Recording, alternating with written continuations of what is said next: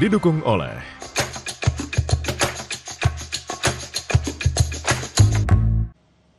Pukul 17.30 waktu Indonesia Barat, saya Tifal Solesa. Sebuah ledakan terjadi di SMA Negeri 72, Kompleks Kodamar, Jakarta Utara, Jumat siang.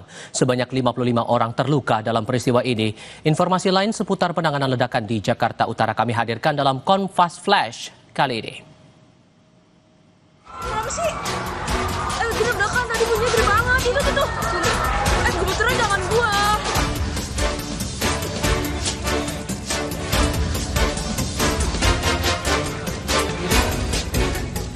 Inilah visual amatir situasi di SMA N72 Jakarta, Kompleks Kodamar, Jakarta Utara pada Jumat siang. Beberapa siswa berlari menyelamatkan teman mereka yang menjadi korban ledakan di masjid yang berada di dalam sekolah.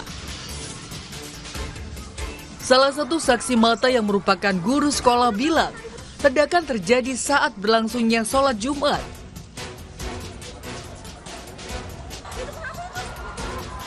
Saat kejadian terdengar 2 kali ledakan di dalam dan luar sekolah. 55 orang terluka dalam peristiwa ini. Sejumlah barang bukti di lokasi kejadian seperti senjata, bom molotov dan tas disita.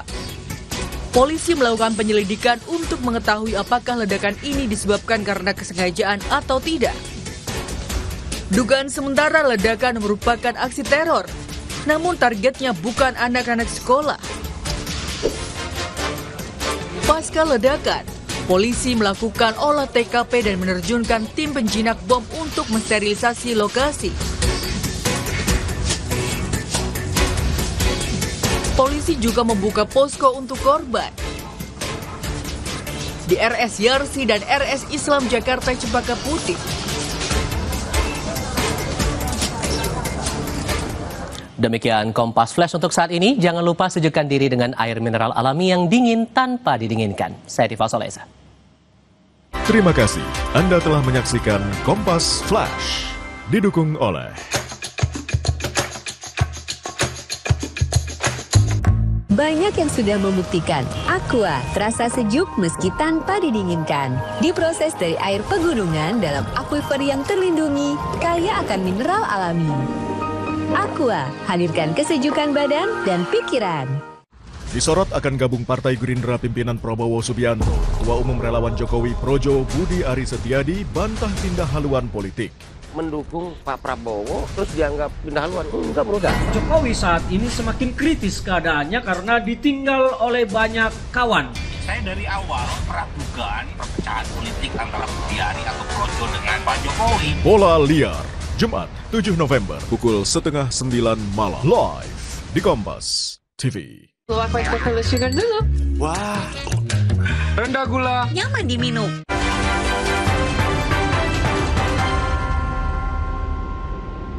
Saya Tifal Solesa melanjutkan breaking news. Fokus perhatian kami masih tertuju pada penyelidikan serta penanganan para korban dari insiden ledakan yang terjadi di masjid dalam Kompleks SMA Negeri 72 Jakarta Utara. Persisnya di Kompleks Kodamar saat ibadah salat Jumat berlangsung sekitar pukul 12 siang waktu Indonesia bagian Barat. Untuk Anda yang baru bergabung, kami tampilkan ini visual setelah ledakan terjadi. Akibat ledakan belasan siswa, laporan awalnya saat itu dibawa ke Balai Kesehatan terdekat.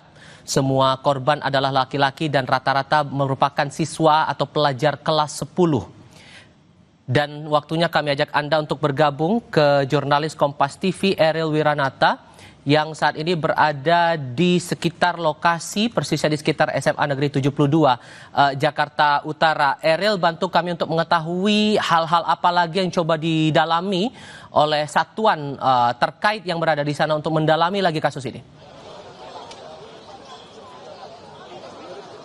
Ya, Tifal dan saudara, memang hingga saat ini dari titik lokasi masih disterilisasi dari pihak polisi, yang dimana memang jika dilihat dari depan pintu gerbang SMA Negeri 72 Jakarta ini sudah dilakukan penjagaan oleh pasukan Brimob lalu juga TNI yang berada di luar dari SMA, yang dimana untuk dari daerah dalam tersebut sudah disteril atau tidak ada kegiatan yang dilakukan baik dari siswa ataupun masyarakat yang berada di SMA tersebut. Dan informasi yang kami dapat bahwa tadi sebelumnya juga dari Wamen Menko-Polkam mengatakan bahwa setelah dari tinjauan tersebut ia melihat dari temuan yang sebelumnya dikatakan ada senjata, yang dimana dalam hal ini ia mengatakan bahwa senjata tersebut hanyalah senjata mainan, tidak senjata benar. Dan selain itu juga bahwa dari ledakan yang terjadi pada jam 12.30 atau saat ibadah sholat Jumat tersebut, setidaknya dari Kapolda Metro Jaya mengatakan ada 54 korban yang sudah dibawa ke rumah sakit terdekat, yang dimana sebelumnya juga saya saat jam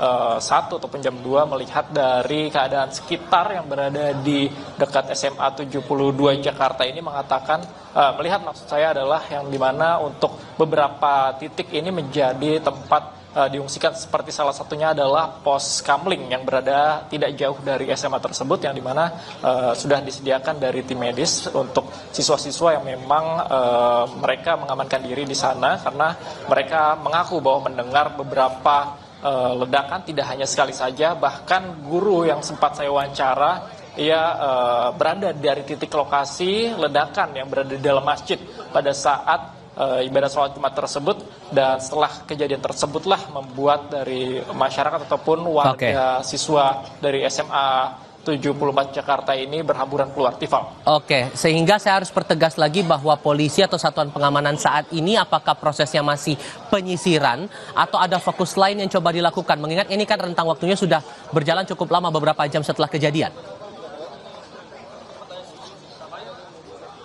Ya, Tifal, memang jika lihat tadi sebelumnya saya melihat dari tim Inavis dan Pushap Lapor sudah memasuki dari area dalam ya, ataupun titik dari lokasi tersebut. Namun memang hingga saat ini kami masih belum mendapatkan informasi terkait dugaan ledakan tersebut dari mana, karena memang dari polisi masih melakukan investigasi mendalam. Dan sebelumnya juga Kabar Eskrim sudah hadir untuk memasuki dari titik lokasi tersebut, dan kita akan tetap menunggu, Tifal, konfirmasi terbaru dari temuan ataupun dugaan awal dari ledakan yang terjadi pada jam 12.30 di SMA 72 Jakarta ini. Tifal. Ariel Wiranata melaporkan langsung dari Kompleks SMA Negeri 72 Jakarta Utara. Terima kasih. Dan di sekitar lokasi kejadian perkara beberapa saat lalu, Wakil Menteri Koordinator Politik dan Keamanan Ludwig Paulus meminta masyarakat tidak menyimpulkan adanya aksi teror di sekolah. Semuanya disebut masih dalam penyelidikan. Ludwig juga bilang senjata yang ditemukan di TKP merupakan senjata mainan. Ada gambar itu, tapi ternyata senjata mainan. Oh, senjata mainan, bukan senjata beneran. Ya, setelah kami cek itu senjata mainan. Nah, tentang ledakan masih di tim forensik lagi kerja, apa ledakan atau apa gitu ya. Jadi masih ada bom molotov, ya. Kalau bom molotov pasti udah kebakar itu, namanya karpet. Ya, informasi awal yang senjata yang tergeletak di samping seseorang yang juga terlihat tergeletak itu, apakah itu murid atau pelaku atau seperti apa? Nah, itu kita belum tahu. Ada yang meninggal? Alhamdulillah tidak ada. Tidak ada yang meninggal, Pak. Jangan terlalu, namanya masih diselidiki, jangan dikatakan ini jumping conclusion bahwa ini aksi teroris, kita belum sampai ke sana ya.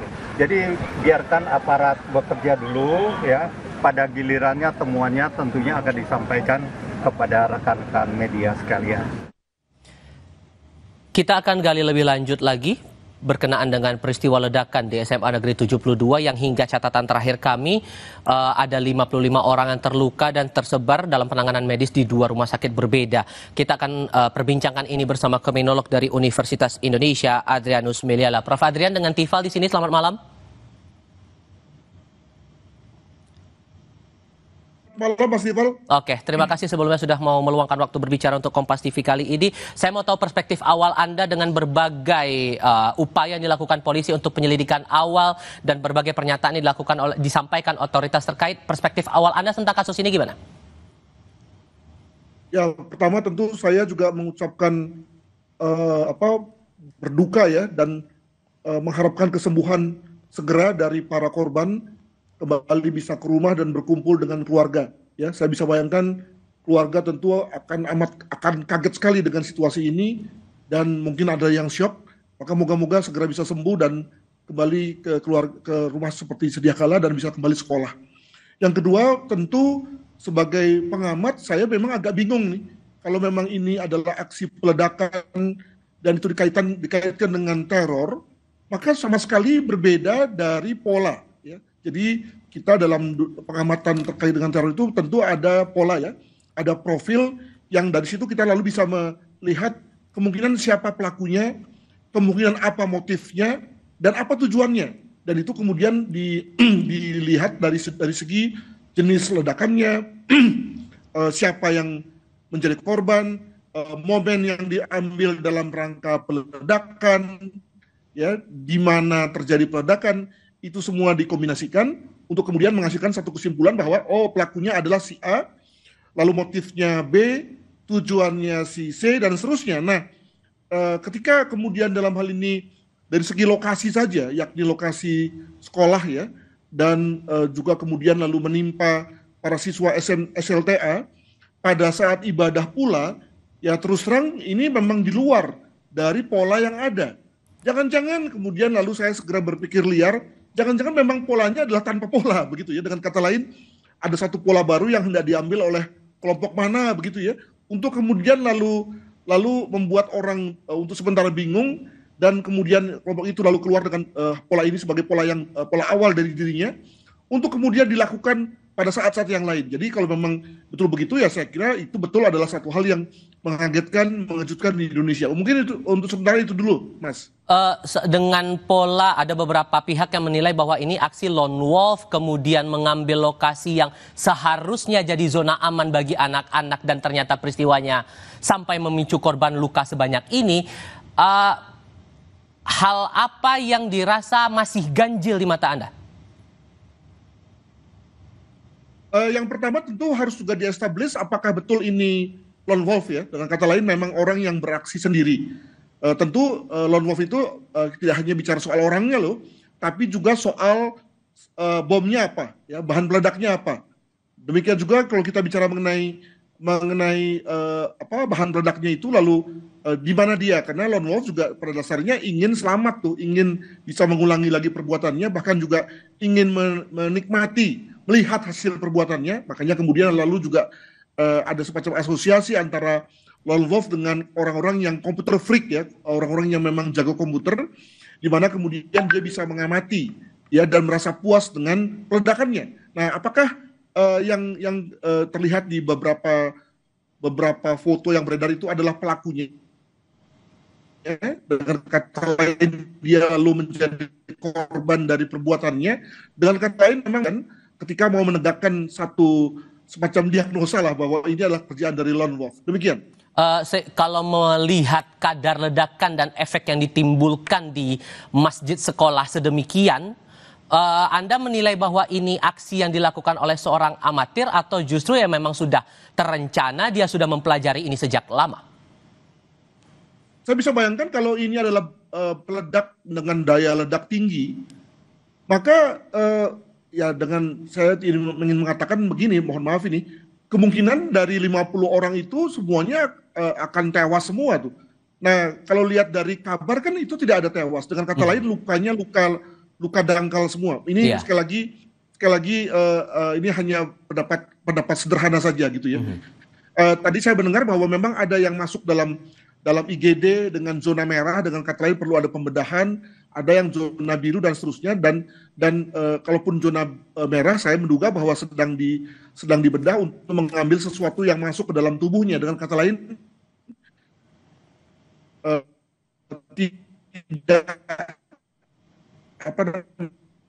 tidak Prof. Adrian, mengakibatkan korban. Sorry Prof. Adrian, sorry saya potong dulu. Tadi sempat terjeda karena sinyal kita. Sorry Prof. Adrian, mungkin boleh diulang lagi? Ya, jadi saya menduga bahwa kalau ini adalah satu akibat dari bahan peledak dengan daya ledak tinggi, maka saya menduga bahwa korban yang 55 orang itu tentu sudah jauh lebih berat dari sisi lukanya, bahkan mungkin ada yang meninggal dunia. Nah, tadi memang saya menduga bahwa tadi mendengar ada yang dibawa ke IGD dan ada yang tidak semuanya masuk dalam zona merah, ada yang zona biru dan seterusnya. Dengan kata lain, lukanya luka yang ringan saja, luka di permukaan saja. Kalaupun misalnya ada yang di zona merah, maka saya duga lebih kepada karena ada benda masuk ke dalam tubuhnya ya, sehingga lalu perlu ada pembedahan ketimbang sebagai sesuatu yang membahayakan nyawa dari yang bersangkutan. Moga-moga begitu ya, gitu Mbak. Dengan ada bukti senjata mainan di TKP, bisakah kita kemudian mendalami maksud, motif, dan tujuan dari munculnya aksi ini di dalam kompleks sekolah ini, Prof. Adrian? Itu juga hal yang menarik ya, apalagi kalau kita membaca, saya dikirimi foto senjata itu dengan tulisan-tulisan ya, di mana tulisan itu misalnya salah satunya ada nama seorang pelaku penembakan massal di negara lain ya, yang kemudian lalu ditulis di situ. Itu maksudnya apa ya? Apa memang dia si pelaku itu mengidentikan dirinya dengan orang itu misalnya, atau yang lain? Demikian juga misalnya ada tulisan-tulisan dengan bahasa Inggris ya, itu maknanya apa? Jadi saya kira memang kita perlu lihat dulu siapa pelaku ini, kenapa dia memilih kata-kata itu dalam rangka senjata itu. Demikian juga mengapa memasukkan senjata mainan dalam lingkungan sekolah. Ini tentu hal yang menarik ya, yang saya pribadi tidak bisa menafsirkannya sekarang karena nanti mungkin akan terlalu kasar. Gitu Mas. Tentu yang kita harapkan adalah kejelasan lagi ya dari polisi, dari pengusutan kasus ini, maksud, tujuan, motif, dan lain-lain itu. Cuman kalau membaca peristiwa ini, pikiran awam ya Prof, ngerasanya nggak mungkin seseorang melakukan sesuatu tanpa tujuan, tanpa alasan. Dan tidak mungkin dalam tindakan acak yang dia ambil, terutama mengambil TKP berada di sekolah, nggak mungkin tanpa tujuan. Nah, rasa Anda ini bakal jadi tricky untuk mendalami motif itu oleh penyelidikannya dalam penyelidikannya oleh polisi, atau malah akan tricky di beberapa aspek? Ya, jadi jangan selalu juga, saya setuju tadi dengan apa yang dikatakan oleh Pak Wamenko Polkam, bahwa jangan cepat-cepat langsung ke teror, dalam arti bahwa itu dilakukan oleh organisasi teroris yang melakukan kekerasan dengan motif politik. Jadi jangan lupa loh, bahwa yang membedakan antara kekerasan dengan teror adalah adanya motif politik. Mungkin ini hanya soal kekerasan, di mana mungkin dalam hal ini juga motifnya adalah motif non kekerasan. Dengan kata lain, motif yang bisa saja itu terjadi terkait dengan orang yang marah, orang yang emosi, orang yang sakit hati, di mana lebih berada pada level kriminalitas ya, sehingga lalu kemudian kita kenakan pidana umum ketimbang kita kenakan pidana terorisme. Jadi kita beranjak dulu saja pada terjadi kekerasan, dan kelihatannya bahwa kekerasan itu agak jauh ya dari sesuatu yang bernuansa politik, sehingga kemudian kita bisa pakai label yakni bahwa itu adalah serangan teror ya. Kalau misalnya betul bahwa itu adalah teror, kenapa di sekolah, kenapa mainan, itu kan juga sesuatu hal yang menjadi menarik. Pun juga misalnya ledakan, sekali lagi ledakan juga tidak harus terkait dengan teror. Ada saja kemungkinan ledakan itu terkait dengan misalnya kimia yang mungkin saja ada di sekolah tersebut terkait dengan misalnya lab kimia. Ini saya duga-duga saja ya, jangan dianggap sebagai bahwa itu adalah yang terjadi gitu ya. Demikian juga misalnya dalam rangka bom molotov, itu kan satu dalam tanda kutip senjata yang dibuat entah untuk apa, dengan teknologi yang rendah, dengan teknologi yang mudah sekali ya, dengan cara yang mudah. Mungkin sekali lalu kemudian karena terlalu panas atau juga sudah keburu tersulut gitu ya, sehingga kemudian lalu meledak, botolnya pecah, dan itu yang kemudian mengena pada siswa-siswa yang sedang beribadah. Mungkin begitu, sehingga kemudian sekali lagi betul juga ya bahwa kita tidak perlu harus mengaitkan dengan konteks teror politik sebagaimana kita kenal yang diurus oleh teman-teman Densus dan BNPT. Begitu. Sederhananya kalau kemudian kita ambil dari segi kejiwaan juga Prof, apakah dengan segitu marahnya pada sosok atau peristiwa tertentu maka kemudian ada tindakan sedemikian mengambil lokasi TKP di sekolah, ini menurut Anda menyasar sebatas pada tempat atau pada sosok atau pada profil atau pada apa nih?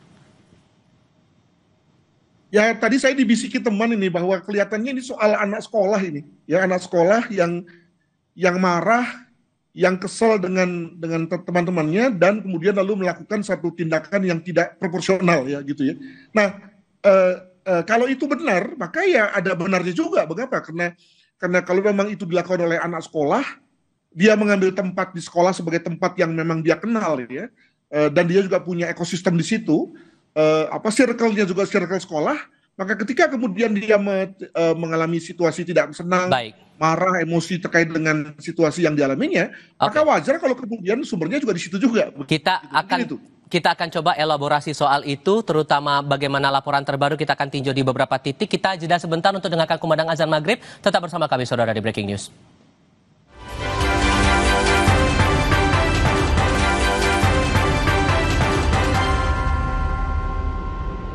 Kami akan lanjutkan diskusi dengan Prof. Adrian. Setelah laporan berikut ini, saudara, Wakil Ketua DPR RI Sufmi Dasko Ahmad bilang 20 korban ledakan SMA Negeri 72 Jakarta masih dirawat di Rumah Sakit Islam Cempaka Putih, Jakarta. Hal itu disampaikan Dasko usai menjenguk korban pada Jumat sore.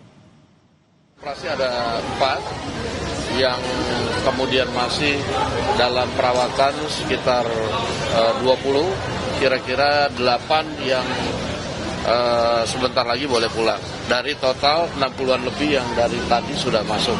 Dan saat ini pihak kepolisian sedang melakukan penyelidikan dan kita berdoa semoga yang dioperasi itu kemudian selamat dan sehat seperti sedia kala. Terakhir tercatat ada 27 korban yang dirawat di Rumah Sakit Islam Cempaka Putih. Kita tinjau laporan terbarunya dari jurnalis Kompas TV Abel Insani di RSI Cempaka Putih, Jakarta. Sejauh ini kami sempat mendengar juga ada beberapa korban yang sudah bisa dipulangkan. Jadi update datanya sejauh ini ada berapa banyak yang masih dirawat, Abel? Sebenarnya semuanya masih ada di sini, Tifal dan juga saudara, belum ada yang pulang. Tetapi memang tadi kalau kita dengar dari pimpinan DPR, ya ini ada Sufmi Dasko Ahmad dan juga jajarannya tadi juga yang sudah menengok untuk melihat kondisi dari korban ledakan di SMA 72 Jakarta. Ini mengatakan bahwa nantinya akan ada 8 korban yang bisa pulang atau bisa segera pulang pada hari ini, begitu, karena untuk kondisi dari korban tersebut memang tidak separah yang lainnya, begitu. Karena kalau tadi juga sempat dikatakan sekitar ada 4 korban yang nantinya akan dilakukan operasi karena mengalami luka bakar yang cukup serius, tapi dari keseluruhan korban, Tifal dan saudara, ini memang sebagian besar ini adalah luka bakar, di mana mereka ada yang luka bakar ringan dan juga luka bakar berat, begitu, di mana yang berat ini harus dilakukan operasi. Dan hingga saat ini, Tifal dan juga saudara, untuk keluarga ataupun juga dari orang tua dari siswa ataupun juga dari korban, ini juga masih berada di rumah sakit, tepatnya di depan instalasi gawat darurat untuk menunggu hasil dari observasi pihak rumah sakit untuk keadaan ataupun juga kondisi dari siswa atau korban, apakah bisa pulang segera atau tidak. Tapi tadi yang disampaikan oleh Sufmi Dasko memang 8 bisa pulang untuk bisa dirawat atau melakukan perawatan di rumah. Tapi untuk yang lainnya ini masih dalam proses perawatan di rumah sakit, Tifal dan juga saudara 4. Nanti akan dilakukan operasi karena mengalami luka berat. Kembali ke Anda, Tifal. Abel Insani melaporkan langsung dari RSI Cempaka Putih, Jakarta Pusat. Terima kasih untuk saat ini. Kita lanjutkan diskusi bersama Prof. Adrianus Meliala. Prof. Adrian masih bersama saya ya? Dengan kondisi kejiwaan ini hal yang terbilang cukup kompleks untuk ditelusuri lebih dalam. Anda menilai harus lapisan mana dulu nih yang harus betul-betul didalami polisi untuk bisa melengkapi pendalaman motif di balik peristiwa ini?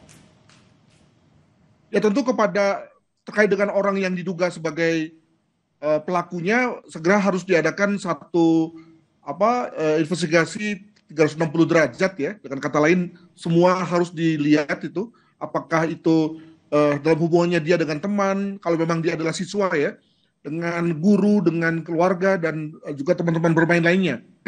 Kalau itu adalah siswa. Kalau bukan siswa, maka juga demikian. Kita juga segera harus tahu terkait dengan siapa dia, untuk apa dia ada di sekolah, dan seterusnya. Nah, barulah dari situ kemudian polisi bisa dapatkan satu kesimpulan tentang siapa orang ini, apa profilnya, apa kemungkinan niat dan motifnya, hal mana kemudian lalu bisa diperluas perimeternya, untuk kemudian kita bicara mengenai dari mana dia mendapatkan bahan peledak itu dan seterusnya. Jadi dengan kata lain, kembalilah pada cara bekerja penyelidikan atau investigasi pidana pada umumnya, tidak dengan cara melihat ke yang lain-lain, melihat pada teori konspirasi, melihat pada wah yang luar negeri bagaimana, tidak, tapi kembalilah pada apa yang ditemukan di TKP, berangkat dari situ lalu kemudian melihat pada pelaku dan juga hal-hal yang terkait dengan dirinya. Demikian. Sejauh mana kemudian melibatkan anak-anak yang berada di lingkaran TKP itu?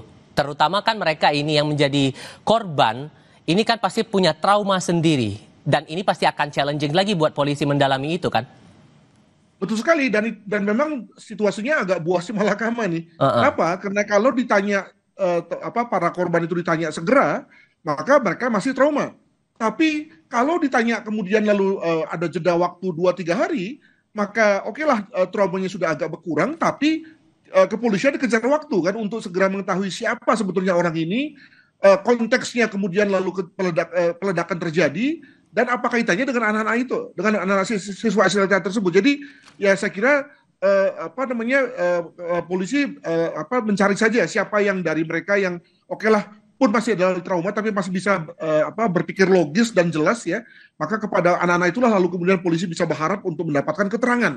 Dan untuk itu juga kemudian kepada orang tua dari anak-anak yang minimal secara fisik sehat ya, juga lalu kemudian bersedia untuk anaknya diambil keterangannya oleh polisi. Sekali lagi karena kita bekerja dengan waktu untuk segera mengetahui siapa sebetulnya pelaku ini, apa motifnya dan apa tujuannya. Demikian. Membayangkan peristiwa ini terjadi di sekolah, di zona yang harusnya aman buat anak-anak, ini akan ada perspektif lagi bahwa bakal lebih ketat lagi nih area pengamanan di sekolah. Untuk Anda melihat peristiwa ini dan ke depannya begitu, bagaimana bentuk pengamanan yang rasanya ideal ke depannya agar jangan sampai kejadian lagi hal-hal semacam ini?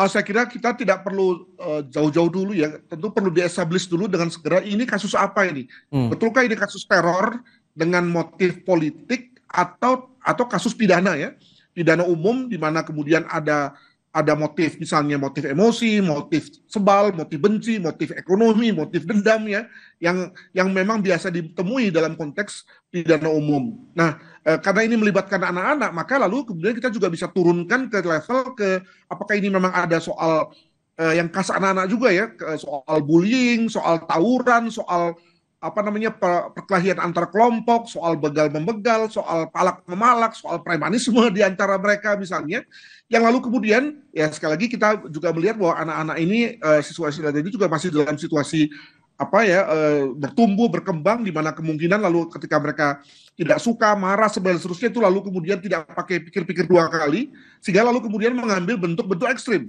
Ya. Nah, kembali lagi misalnya pada konteks senjata rakitan yang ditemukan, tentu lalu kemudian kita perlu bertanya juga misalnya ketika bicara mengenai beberapa kata-kata yang ditemukan, yang tertulis itu, apakah itu memang satu hal yang intensional, dengan kata lain memang ada kaitan dengan nama-nama itu, atau sesuatu yang lebih bersifat ekspresi aja ya, jadi ekspresi senang-senang aja gitu ya, yang ketika ditanya kenapa kamu nulis itu, nggak tahu gitu ya, dan itu satu hal yang mungkin sekali terjadi, mengingat pelakunya memang bukan pelaku yang bermotif politik. Demikian. Ada potensi bahwa, ini potensi sekali lagi, terlepas bahwa ini masih akan didalami lagi oleh polisi, ada potensi bahwa ini pelibatannya adalah dari kalangan remaja atau yang belum dewasa. Menurut Anda ini semata murni dari inisiatif pribadi itu untuk melakukan aksi sampai sedemikian, atau justru ada paparan dulu dari eksternal baru kemudian ia melakukan aksi itu? Wah, ini satu hal yang mungkin antara benar dan tidaknya itu sama-sama besarnya ya, sama-sama 50-50 ya gitu ya. Iya, saya tidak bisa lebih daripada itu, Mas, mengingat apalagi kita bicara mengenai kondisi di Jakarta ya, di mana anak-anak siswa SLTA dengan mudah terpapar dengan berbagai hal di luar sekolah. Ya, dengan kata lain kita tidak juga bisa mengatakan bahwa dalam sekolah itu amat terisolasi, anak tidak boleh berhubungan sama sekali dengan dunia luar. Ya, sekali lagi ini bukan sekolah yang boarding ya, di mana anak-anak itu tidak berhubungan dengan pihak luar. Nah, dalam hal ini tentu saja soal benar dan salahnya itu betul-betul berada pada situasi 50-50. Demikian. Kalau membaca kejadian di luar negeri, apakah kemudian ada dalam tanda kutip kiblat yang diambil oleh pihak-pihak tertentu untuk melakukan hal yang sama seperti di Indonesia? Karena kalau melihat peristiwa semacam ini kayaknya baru sekarang kejadian seperti ini. Itu dia. Jadi saya kira kita belum punya pre-memory ya, jadi belum punya pengalaman sebelumnya, maka maka ya untuk sementara mungkin memang tidak boleh terlalu jauh dalam rangka menganalisis, tetapi kita harus juga melihat ini sebagai satu pembelajaran agar kalau memang benar bahwa ini memang satu modus baru ya, atau satu awalan bagi modus baru, who knows lah gitu ya, maka kita perlu bersiap-siap. Jadi kalau selama ini misalnya teror politik itu mengejar pada yang kita sebut sebagai hotspot area-area yang memang di situ ada orang banyak, lalu kemudian dipastikan bahwa media akan mengcover, lalu kemudian juga memiliki magnitude politik, maka bukankah dalam hal ini sekolah juga bisa dianggap seperti itu ya, sekolah, lalu kemudian di Jakarta pula, lalu juga mungkin juga orang tua, siswanya juga berasal dari keluarga-keluarga yang penting juga gitu ya. Maka dengan murah meriah ya dilakukan satu peledakan, itu lalu kemudian mampu mengekspos hal itu dan segera menjadi perhatian kita semua. Sebagaimana terjadi pada sekarang ini gitu ya. Nah, maka perlu kita betul-betul establish dulu ini kasus apa, dan itu sekali lagi bermula dari orangnya, dari pelakunya. Kita tidak perlu dalam hal ini atau pada titik ini melakukan teori konspirasi macam-macam, tapi sekali lagi kita berpulang dari TKP, dari situ lalu kemudian kita bisa membaca apa yang terjadi. Demikian. Langkah antisipatif apa menurut Anda yang rasanya bisa diambil untuk daerah lain atau mungkin titik-titik lain yang juga sama-sama sekolah di kawasan Jakarta setidaknya memastikan bahwa jangan kejadian yang sama seperti di SMA Negeri 72 ini? Ya sekali lagi perlu kita jelaskan dulu dong apa masalah ini, apakah ini memang masalah kenakalan anak, atau anak yang berperilaku ekstrim, atau ada semacam pemikiran radikal yang sudah menghinggapi mereka, atau ada orang luar yang memang sengaja menyasar mereka untuk melakukan tindakan seperti ini. Kita perlu jelas dulu dong Mas, sehingga lalu kemudian kita juga bisa membuat respons yang adekuat. Baik. Lagi kalau hanya sekedar menutup sekolah, panik, lalu kemudian tidak terkontrol dan seterusnya ya. Sorry Prof. Adrian, mohon maaf saya harus... Sebelum ke berita berikutnya, saya harus ucapkan terima kasih dulu kepada Prof. Adrianus Meliala, kriminolog Universitas Indonesia, sudah berbagi perspektif kepada kami di dua paruh sebelumnya di Breaking News untuk saat ini.